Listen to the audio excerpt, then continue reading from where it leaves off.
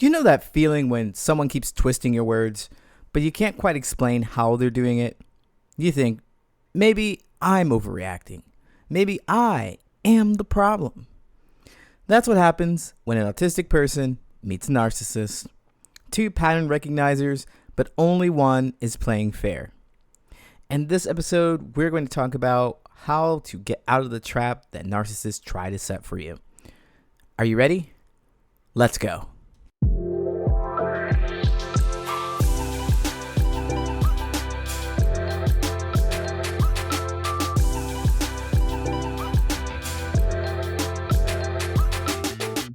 What's going on? My name is Coach Lee Hopkins. My pronouns are he, him, his, and you're listening to the Patterns of Possibility podcast, the podcast for late identified autistic adults who want real relationships without fake masks. Let's talk connection, clarity, and showing up as your authentic self. Now let's talk about narcissists. Our favorite. They love us. We love them. I mean, somehow we're just connected to each other. From what I've observed, narcissists love predictability.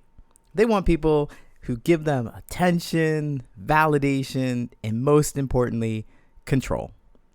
And autistic people, we love patterns. We want understanding, honesty, and consistency.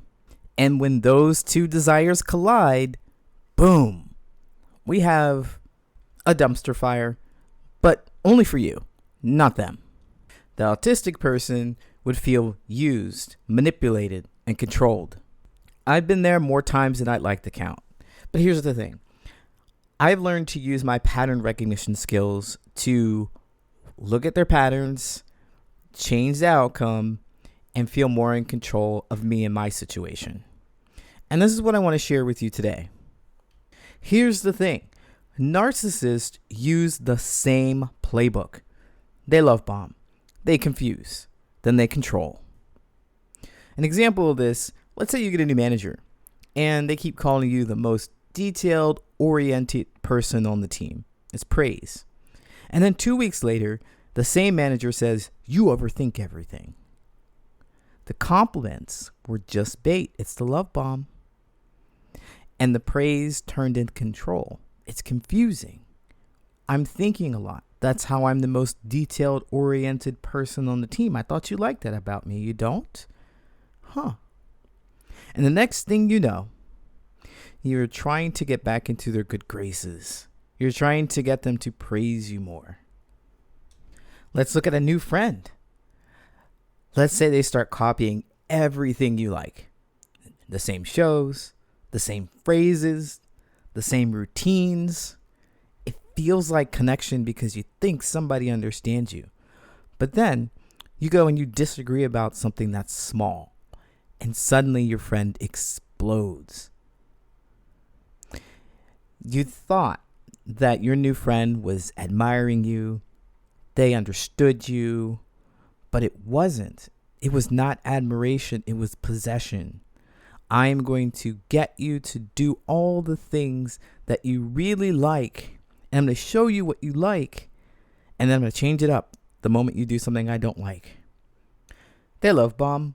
They confuse, and they control. But I'd like to think that because you know this, you now know this if you didn't know it before, they love bomb, they confuse, they control. You can watch that pattern. You can see it play out. You can notice. Because you pick up on micro patterns anyway. Tone shifts, inconsistencies, emotional cues that other people miss. That's your superpower. It's not a weakness, it's really your strength. People tell you that you're too sensitive or you're not being reasonable. But if you tune into your feelings, if you know what you know, if you see what you see, and you believe what you believe, then you'll see that you were love bombed and that you were confused and you were controlled. People like narcissists don't want you to tune into your feelings. They don't want you to validate your experiences because they want to control you. This is the trick that narcissists don't want you to see. So if autistic people are so great at patterns, then why aren't we just not attracting narcissists? Why aren't we just kind of dismissing them and controlling the situation ourselves? Great question.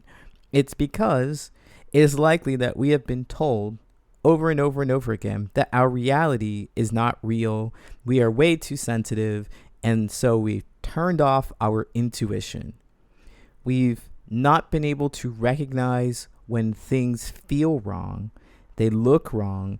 We've been taught to give the benefit of the doubt to the other person because they're just having a bad day. It's a one-off. We think about how they're feeling before we think about how we're feeling. So we become gullible and easy prey for narcissists. And there lies the solution to the problem. It's not that you're trusting everybody. You just can't trust people. People will have hurt you and you just can't trust people. We want to not look at things that are happening outside of ourselves, but we want to start looking inward at things that are happening within ourselves, physically, emotionally, mentally. Do you trust the experience that you're having?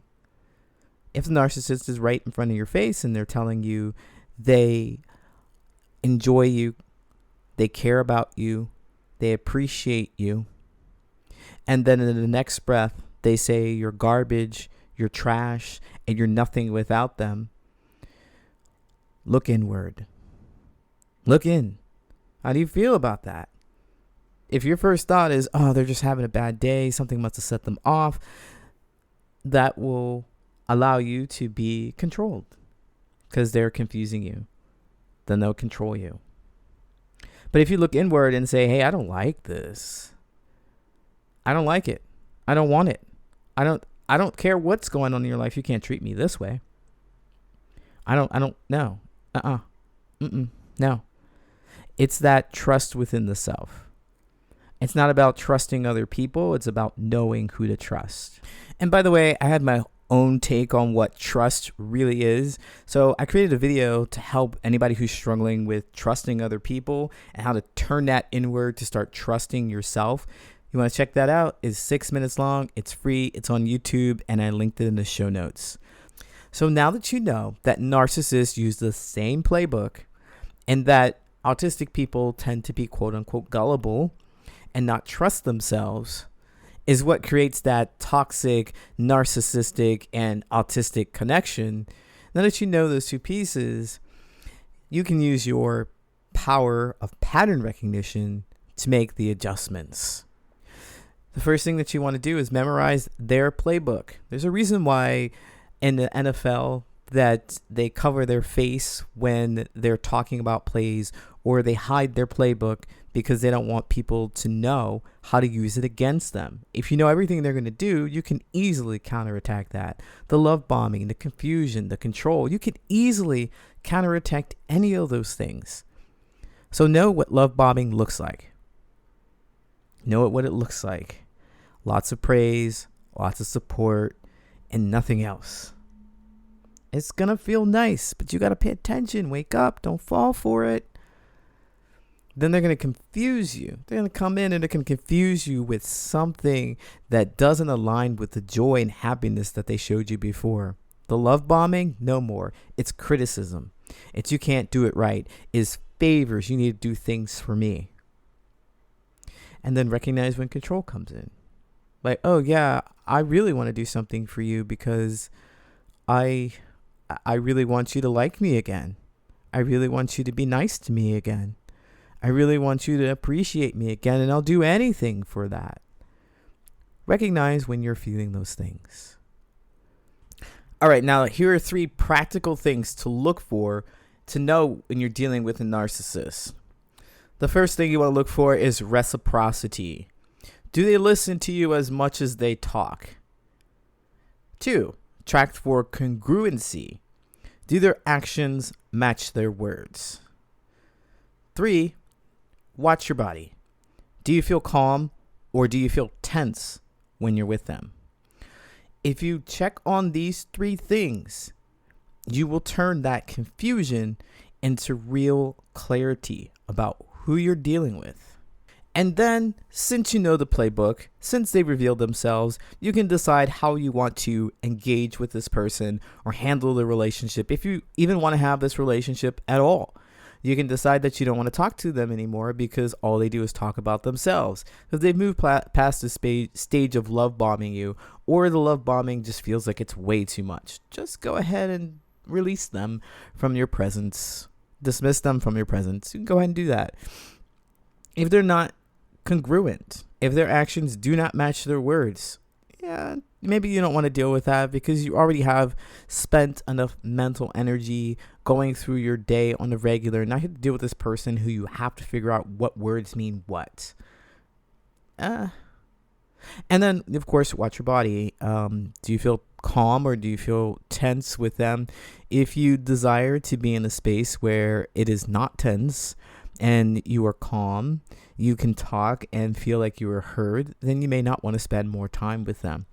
It's up to you. After you discover their playbook, you see it in action, you make your own moves.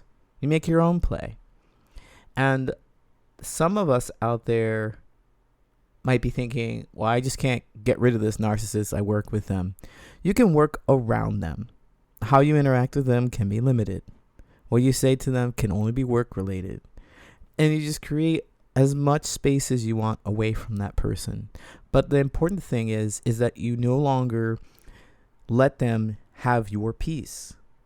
No longer let them have your peace. You are the powerful pattern recognizer. You're full of life and full of energy, and narcissists just want to come and feed off of you. Protect yourself. You don't have to be a victim.